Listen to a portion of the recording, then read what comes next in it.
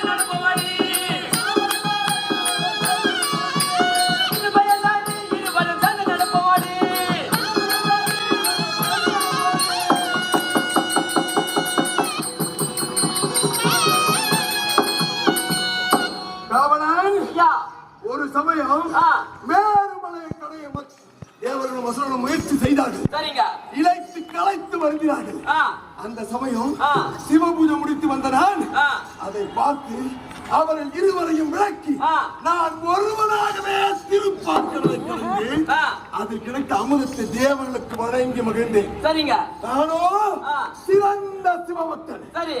இவனை நோக்கி தவம் இருந்து எதிரி யாராக இருந்தாலும் அவர்கள் பலத்தில் பாதி பெறும்படியான வரத்தை பெற்று நானும் என் தம்பி சுக்ரீவனும் இந்த கிஷ்கிந்தை ஆண்டு வருகின்றோம். சரிங்க. அது மட்டுமா, அப்படி ஆண்டு வரும் சமயத்திலே மாயாவி என்ற அசுரன் அறுபத்தோடு என்னை போருக்கு அழைத்தான். சரிங்க. நான் அவனோடு சண்டையிட்டு அடித்து துரத்த நான் அடித்த அடிபடி தாங்க முடியாமல் ஓடி ஒரு குகையில் ஒளிந்து கொண்டான். சரிங்க. நான் விடக்கூடியவன். நான் என்ன செய்தேன்? அவனை துறை சென்று பார்த்தால் அவன் ஓடி ஒரு குகைக்குள் ஒளிந்து கொண்டான். அந்த சமயம் என் தம்பி சுக்ரீவனையும் அனுமனையும் குகையின் வாயில் காவல் வைத்து விட்டு நான் அவனோடு யுத்தத்திற்கு சென்று 28 மாதங்கள் யுத்தம் செய்து அவனை கொன்று விட்டு திரும்பி ஒரு சமயம் பார்த்தால் ஒரு பெரிய பாவையால் மூடப்பட்டிருந்தது. சரிங்க. நான் என்ன செய்தேன்? உனக்கு தள்ளிவிட்டு கிருஷ்ணனை வந்து பார்த்தால் சுக்ரீவன் முடி சுட்டப்பட்டு சிம்மாசனத்தில் அமர்ந்திருந்தான். சுக்ரீவனை அடிமனை அடித்து சுரத்தான். அவர்கள் நான் போக முடியாத ரிஷிமுகா மலையில் ஓடி தப்பித்துக் கொண்டார்கள். சரிங்க. ராவணன் துரோகத்தை உடன் பிறந்தவளாலே உண்டாக்கி என்று தெரியவில்லை. அதையெல்லாம் மறந்து நாம் அரசியலை கவனிப்போம். புறப்படே.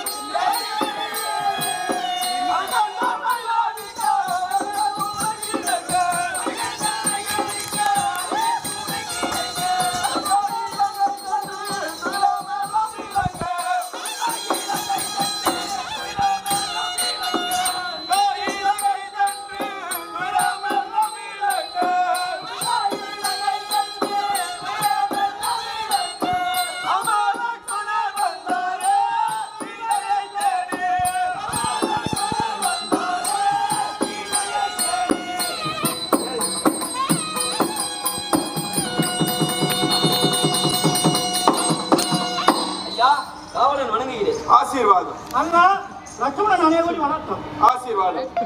காவலார் அருமை பெருமையும் அனைவரும் வளங்களும் பெருகி ஆதவன் குல மேன்மைகளை தொகுத்து கூறும் தசரத சக்கரவர்த்தியின் புதல்வர்களாக ராமன், லக்ஷ்மணன், பரதன், சத்ருகனன் என்ற புகழ் பெயர் தாங்கி பயில்வன பயின்று சீதையை நான் மறந்து சீருடன் இல்லறம் நடத்தி வந்த போது சிற்றன்னை கைகையின் சொல்லை வேதமாக ஏற்று தம்பி பரதனுக்கு பட்டத்தை அளித்து 14 ஆண்டுகள் காட்டுவாசம் புரிய தண்டகாரண்ய வனத்தில் பஞ்சவடியில் தங்கி இருந்த பொழுது மாரிசன் மானாக வர சீதை அதை விரும்ப நான் அதை பிடிக்க பிரிந்து சென்ற போது சீதையை ராவணன் கவர்ந்து சென்று விட்டான் என்பதை ஜடாயுவால் தெரிய வந்து ராவணின் ரதம் சென்ற வழியே தேடி வரும் பொழுது கவந்தனை ரச்சித்து சபரி என்னும் தவ மூதாட்டியார் சுக்ரீவனின் உதவி இருந்தால் எப்படியும் சீதையை கண்டுபிடித்து விடலாம் என்று கூறியதால் சுக்ரீவனை தேடி வந்து கொண்டிருக்கிறோம். சரிங்க அண்ணா. தம்பி உங்கள் மனதை எப்படி பேசுவது தெரியாமல் உள்ளம் தடுமாறுகிறதா? நாளைக்கு நேரம் அன்னைய பரிவனுக்கு தரிக்கும் உங்கள் நிலை எண்ணும் போது மிகுந்த வேதனையாக இருக்கிறதா? தம்பி லட்சுமணா, சுக்கிரவனின் உதவியை பெற்றுவிட்டால் எப்படியும் ராவணாதனை கொன்று நம் சீதையை மீட்டு விடலாம். உண்மைதான் அண்ணா. எனவே சுக்ரீவனை காண வேண்டும். புறப்படு. அண்ணா தம்பி, அதோ பாருங்கள், மரங்கள் நிறைந்த பகுதி இருக்கிறது. ஆமா. அங்கு சென்றால் சுக்ரீவனுடைய உதவி கிடைத்தாலும் கிடைக்கலாம் அல்லவா? அப்படியா? சென்று பாரு. சரி வா, சென்று பார்ப்போம்.